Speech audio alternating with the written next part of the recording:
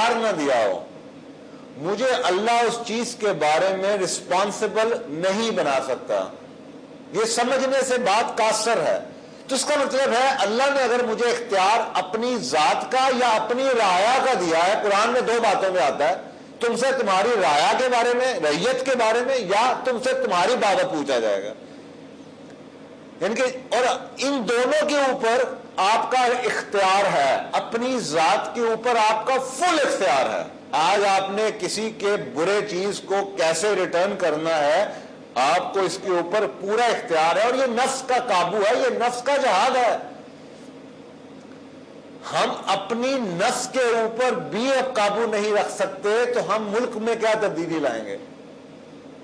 یہ زبان سے ایک لفظ نکلنا چاہے اور خوف خدا یا اس نفس کے قابو کی وجہ سے وہ لفظ نہ بول سکوں،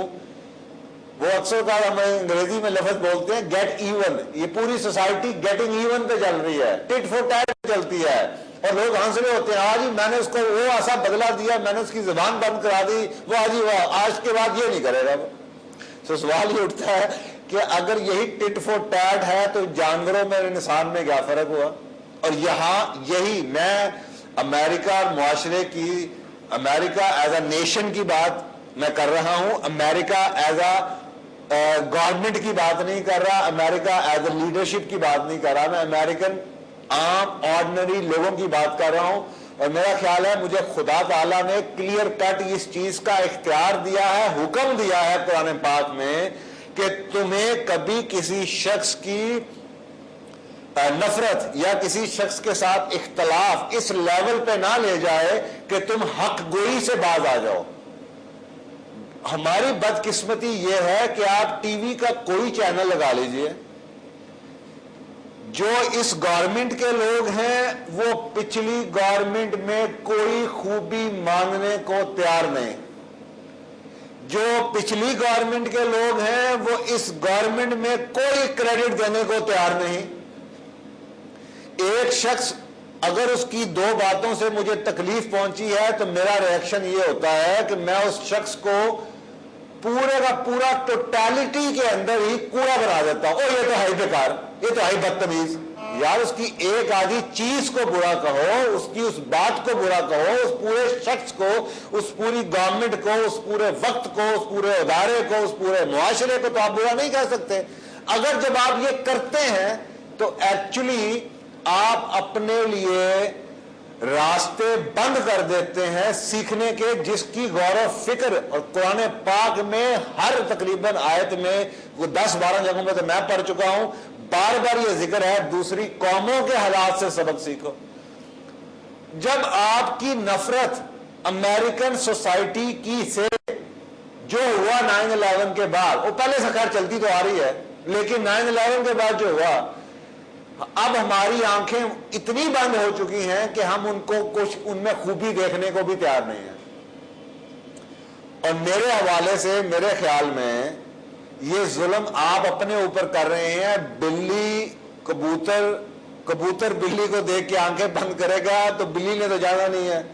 نقصان تو آپ کا ہے۔ اور یہ ہمارے ایمان کی کمزوری کی انتہا ہے۔ میرا ایمان یہ کہتا ہے کہ رب المشرقین و رب المغربین کے معنی، میں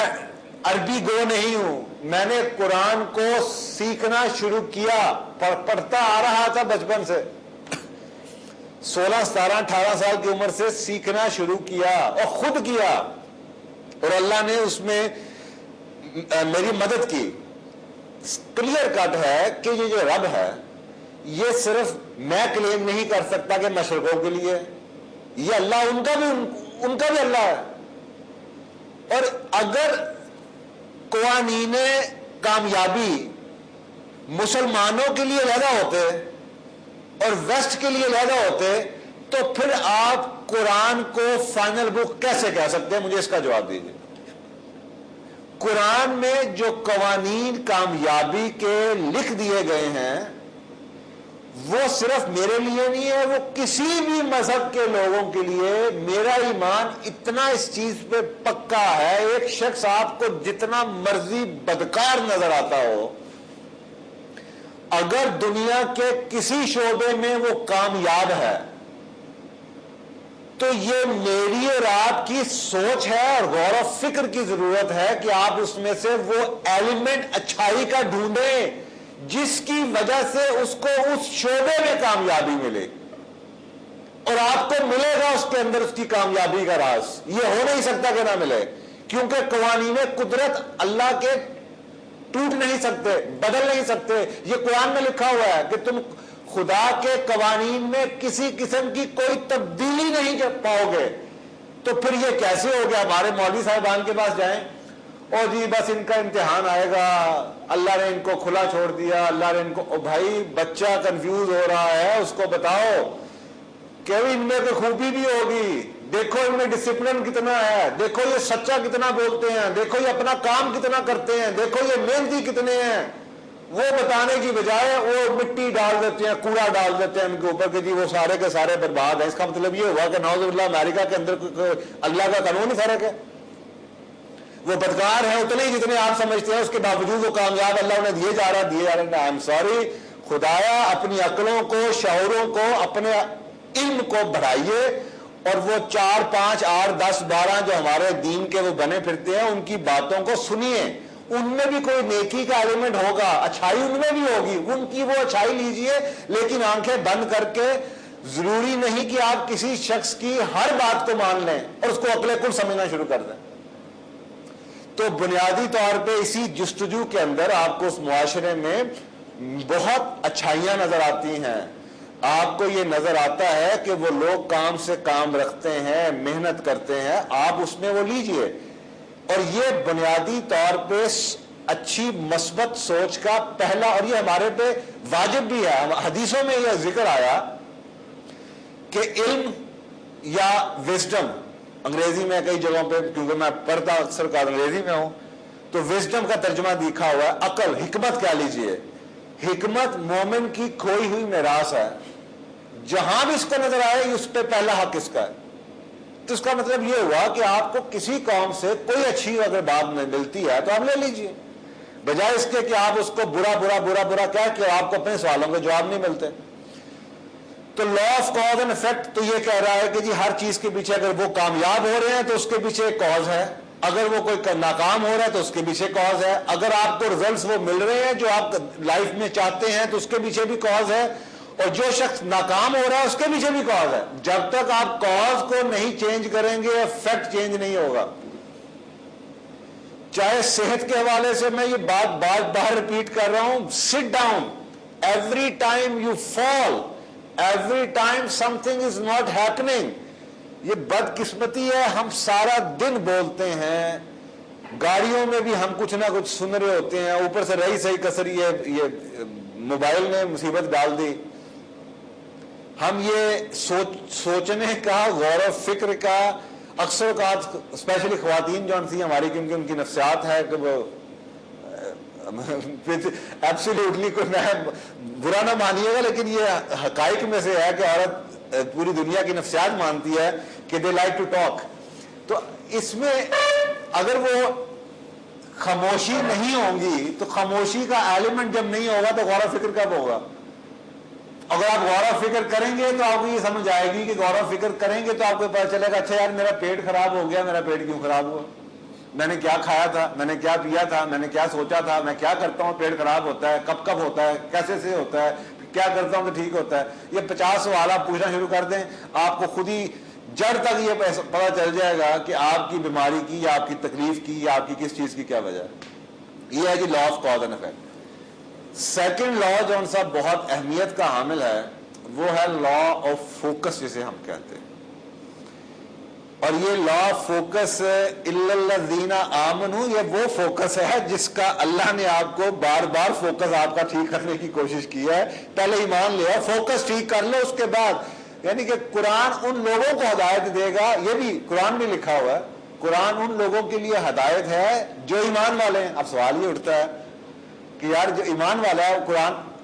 ایک عام آدمی جس کا بلیف یہ ہے کہ اچھا یار یہ میں کیا پڑھ رہا ہوں، یہ کیا کتاب ہے، اس کو ایک سوائے قصے کہانیوں کے اس کو کچھ سمجھ نہیں آئے گی۔ لیکن جو ایمان والے ہیں، جو نیک لوگ ہیں، جو اس کو اس لیے اٹھاتے ہیں کہ اس میں سے میں نے کچھ ڈھونڈنا ہے، اور اوپن مائنڈ سے، اوپن ہارٹ سے، ان بائسڈ ہو کے اس کو پڑھنا چاہتے ہیں، یہ دیکھنے کے لیے یہ کیا چیز ہے یار جو لوگوں کی زندگیاں بدل رہی ہے، تو ان کو نظر آئے گا وہ کیا ہے۔ تو لا آف فوکس جون سا ہے نفسیات کے حوالے سے، وہ یہ کہتا ہے کہ جو لوگوں کی مجبوریاں، شکایتیں، تکالیف ہیں، اس کے وجہ ایک نمبر سب سے بڑی وجہ یہ ہے کہ ان کا فوکس غلط ہے۔ اور یہ بنیادی بات میں بڑے بار بار آپ کو ڈفرنٹ ایگزامپلس کے ساتھ سمجھانے کی کوشش کروں گا۔ ماشاءاللہ میں اکثر اوقات مجھ سے پوچھتا ہے کہ یار تمہارا ایک بیٹا ایک بیٹی ہے، تو اگر تمہارے پاس پیسے نہ رہے، اکثر اوقات لوگوں کو سمجھ نہیں آتی جو میں کہہ رہا ہوں کہ میں اس پہ بلیو بھی کرتا ہوں کہ نہیں کرتا، تو مجھے ٹیسٹ کرتے رہتے ہیں، تو میں اکثر اوقات حلفیہ بیان، ریکارڈڈ بیان دیتا ہوں کہ خدا نہ خواستہ اگر میں کبھی کسی ایسی سٹیج پہ آ جاؤں کہ میں اپنے دونوں بچوں میں سے صرف ایک کو پڑھا سکوں تو میں بیٹی کو پڑھاؤں گا۔ میں بیٹی کو اس لیے پڑھاؤں گا کہ میں نے بیٹے کی روٹی نہیں کھانی، میرا رزق مجھے اللہ نے دینا ہے۔ ہماری تو حالت یہ ہو چکی ہے کہ ہم بچے کو 25 سال کا بچہ جو ہے اس کو ماں ساتھ چپکائے پھرتی ہے اس وجہ سے کہ کل کو ہم بوڑھے ہو جائیں گے، ہمارا خدا کے واسطے آپ، اللہ کہتا ہے ان کو بھی رزق میں دیتا ہوں، تمہیں بھی میں دیتا ہوں۔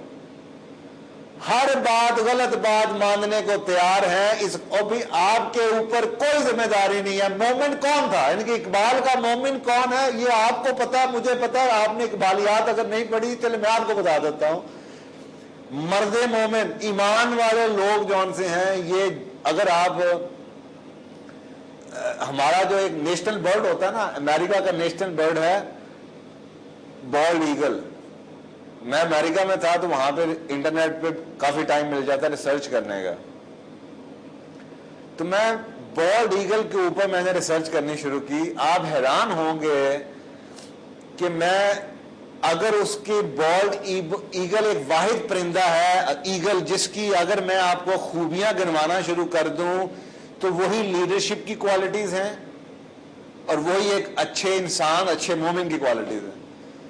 اور وہی ہماری تربیت کا ایلیمنٹ ہونا چاہیے تھا۔ اب وہ بالڈ ایگل کیا چیز ہے، ایگل کا کیوں میٹافور، تشبیہ کیوں دی ہے اقبال نے مومن کے ساتھ؟ وہ اس لیے دی ہے کہ ایگل میں پوری کی پوری خوبیاں موجود ہیں ایک اچھے انسان کی۔ وہ خود شکار کر کے دوسروں کے لیے چھوڑ جائے گا، وہ کسی کا شکار نہیں کھائے گا، وہ گھونسلے نہیں بنائے گا، وہ شہر نہیں چنتا، وہ گھر نہیں بناتا، وہ بارش آتی ہے تو وہ بارش سے اوپر باقی پرندے گھس جائیں گے اپنے جو گھونسلوں میں، وہ ایگل ہے جو کہ اس وقت بارش جب آتی ہے تو بادلوں سے اوپر نکل جاتا ہے تاکہ اس کے اوپر بارش نہ پڑے۔ ہماری جو مائیں ہیں